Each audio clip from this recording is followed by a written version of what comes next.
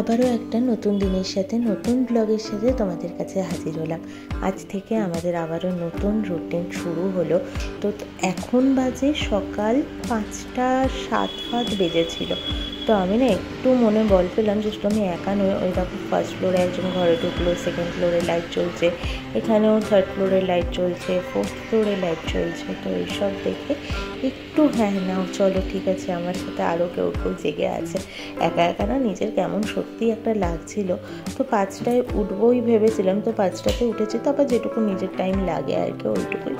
তো চলো এবার রান্না শুরু করা যাক। একদিকে চা বসিয়েছি আর একদিকে ওর জন্য আলু ভাজা বসিয়েছি। তার আগে আমার ডাল হয়ে গেছে, ভাত হয়ে গেছে, ও তারপরে উঠেছে। ডালটাকে রেডিও করে নিয়েছি টিফিন বক্সে, আর ওকে দেবো সকালের জন্য গার্লিক ব্রেড। এখানে নিয়েছি বাটার, পেপার আর হচ্ছে গার্লিক আর আছে অরিগ্যানো। এই হচ্ছে পুরো ব্যাপারটাকে। বাটারটা মেল্ট হয়ে গেছে, রাতে আমি মেল্ট করে রেখে দিয়েছিলাম। আর এইবার পাউরুটিগুলোকে সেঁকে নেব। আমি একটু না বেশি সেঁকে ফেলেছিলাম, একটু বিস্কিট টাইপের হয়েছিল, তবে ভালো লাগছিলো খেতে। আর এখানে আছে বেগুন ভাজা, আলু ভাজা, ডিম ভাজা। মোটামুটি হয়ে গেছে সবটা রেডি। তো চলো ওকে সবটা রেডি করে দিই, তারপরে আসবো তোমাদের কাছে। তার আগে বাইরেটাই কেমন কি ওয়েদার দেখে। এখনও রোদ ওঠেনি, কিন্তু এখন বাজে তোমার ওই 6:15 মতো, এখন কোনো রোদের আভাসও আসেনি। তো চলো ওকে নিচে ছেড়ে দিয়ে আসি। তো চলো ও রেডি হয়ে গেছে। এখন বাজে হচ্ছে ঘড়িতে 6:30। তো 6:30 এই ঘড়িতে বাজেনি, 6:25 বাজে, কিন্তু এখন 6:30 বেজে গেছে। তো মোটামুটি সব রেডি হয়ে গেছে। আমি আজকে আর ঘন্টা ঝাড় দেওয়ার টাইম পাইনি, বুঝতেই পারছো সকালটাতে উঠে আমিও না পুরো থতমত খেয়ে যাচ্ছিলাম যে আজকে কী করবো, কটা থেকে শুরু করবো, কী করবো। 4টে ঘুমটা একবার ভেঙে গেছিলো, তারপরে আবারও একটু ঘুমিয়ে গেছিলাম। ব্যাস 5:10 দিকে উঠলাম। তারপর 5টা অ্যালার্ম দেওয়া ছিল। তারপর বুঝতেই পারছো ডাল হবে, ভাজাগুলো হতেও টাইম লাগে। তারপর ডিমের অমলেট করলাম, গার্লিক ব্রেড করলাম, তো তারপর ফল দিলাম, স্যালাড কাটলাম। এইসব করতে করতে একটু লেট তো হয়েই হবে। তো চলো ওকে নিচে ছেড়ে দিয়ে আসি। এসে আমি একটু বসে নেবো, তারপরে ঘর যা দেবো, ঘর মুছবো। ঘুম পাচ্ছে এমনটা নয়, ঘুমটা কেটে গেছে একদম। আগে তো তাও মোটামুটি 10 ঘন্টা একা থাকতাম, আর এখন একা থাকাটার টাইমটা আরো বেশি বেড়ে গেল। যদিও আমারও সময়টা কেটে যায়, যেহেতু নিজের কাজ বাজ থাকে, সেগুলো নিয়েই আমার কেটে যায়। তো কিন্তু তাও 10 ঘন্টা এতদিন একা থাকতাম, এখন তো 12-13 ঘন্টা হয়ে যাবে, তার বেশি 13 ঘন্টা, 12.5-13 ঘন্টা মতো হয়ে যাবে। তো যাই হোক, ঠিক আছে, আর কি করা যাবে। নতুন হ্যাবিট আবারও নতুন ভাবে শুরু হলো। তো এটা তো মোটামুটি আজকে গেল গিয়ে আর 10 দিন মতো আছে। তো ঠিক আছে, কেটে যাবে। চল, লক লাগিয়ে গেছিলাম অনেকটা সকাল, তো কেবি ঘুম থেকে ওঠেনি। এখন এলাম ব্রেকফাস্টটা বানাতে। প্রায় 9:30 মতো বাজে। আমারটা এবার বানাবো। তার আগে তোমাদেরকে দেখাই, সকালবেলায় খেয়াল করেছি কিন্তু আমার টাইম হয়নি যে দেখাবো। এইখানে একটা ফুটেছে, আর এত সুন্দর গন্ধ হচ্ছে। এখানে একটা ফুটেছে, এইখানে একটা ফুটেছে, 3টে আজকে ফুটেছে। আর তো গাছ ভর্তি কুড়ি আছেই এমনি অনেক, আর রোদটাও ভালোই উঠেছে এখনো অবধি। চলো এবার ব্রেকফাস্টটা বানিয়ে নিই। ও, এই মহারাজকে তো দেখালাম না, দেখো কি সুন্দর ফুটেছে, দারুণ সুন্দর লাগছে না? স্নান দান করে বাথরুম থেকে বেরিয়ে আসার সময় দেখছি ওখানে লেবু বিক্রি হচ্ছে, কমলা লেবু, 2 কেজি 50 টাকা। ওই দেখো লেখাটা দেখাও যাচ্ছে, কিন্তু ব্যাপারটা হচ্ছে আদৌ কি মিষ্টি হবে? আর 2 কেজি করেই নিতে হচ্ছে, কিন্তু 2 কেজি খাবে কে? তারপরে অত লেবু, বাপরে বাপ। 4-5 জন থাকলে তাও নয় খাওয়া হয়ে যায়, কিন্তু 2 জনের পক্ষে অত লেবু খাওয়া সম্ভব নয়। আর মিষ্টি হবে কিনা সেটাও বুঝতে পারছি না। দেখলাম অনেকেই কিনছে, অনুপ কিনলো, তারপরে মানে অনুপ ভাইয়া যে দোকানে যাই আমি সেখানে। যাই হোক, আমার তো কেনার নেই। আমি হয়ে গেছি রেডি। এখন বাজে বিকেল 5:06 মতো বাজে। ফ্যানটা অফ করে নি, নাহলে ফ্যাস ফ্যাস আওয়াজ আসবে। দেখো 5-এ ফ্যান চলছে আমাদের, প্রচন্ড গরম লাগছে, প্রচন্ড এখানে। যাই হোক, তো চলো এবার বেরোবো বাজারে। ফল আনতে হবে, বাজার করতে হবে। আমি যাব নিচের রাস্তা দিয়ে, যদিও পুরোনো রাস্তায় এখন আর যাওয়া হবে না, মানে লেন্স কার্টের গলি দিয়ে আমি আর যাবো না। তো সেটা কেমন একটা লাগছে নিজেরই ভেবে।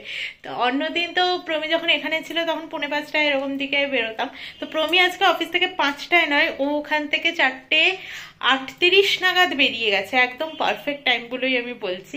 4:38 নাগাদ ওখান থেকে বেরিয়েছে, কারণ ও 7:30 আজকে অফিস পৌঁছে গেছিল, তো সেরকমই লগ আউট করেছে।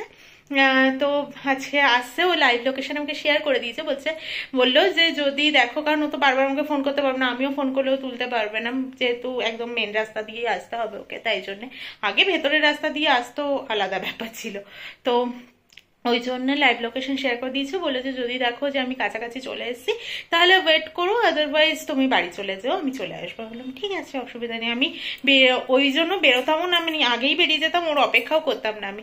ওই বললো, তো বললাম ঠিক আছে, ফ্যান ছাড়া না থাকা যাচ্ছে না, তো চলো চুলটা বেঁধে নিয়ে বেরোই। মনে হচ্ছে আমি ঠিক টাইমে বেরোচ্ছি। প্রমি মারাখালি পৌঁছে গেছে দেখলাম এখন আমি, তো এখন বাজে 5:12। প্রমির মারাখালি থেকে আর ধরো ওই 25-30 মিনিট মতো লাগবে, যদি জ্যাম ঠ্যাম না পায় তো 20-25 মিনিট মতো লাগে, আমারও মোটামুটি লাগবে। আমি এখান থেকে নিচের রাস্তায় যাবো, ওখান থেকে ফল নেব, দেন ঘুরে বাজারেও ফল পাওয়া যায়, কিন্তু এখন ওই আঙ্কেলটার থেকে আনি, তো আমি দেখি কি করি, ভাবছি বাজারের দিকেই চলে যাই আজকে, নাহলে না অনেকটা হাঁটতে হবে বলে মনে হচ্ছে। আমি তো হাঁটতেই বেরিয়েছি, কি করা উচিত আমার? হেঁটেই চলে যাই, এই দিকটা দিয়েই চলে যাই।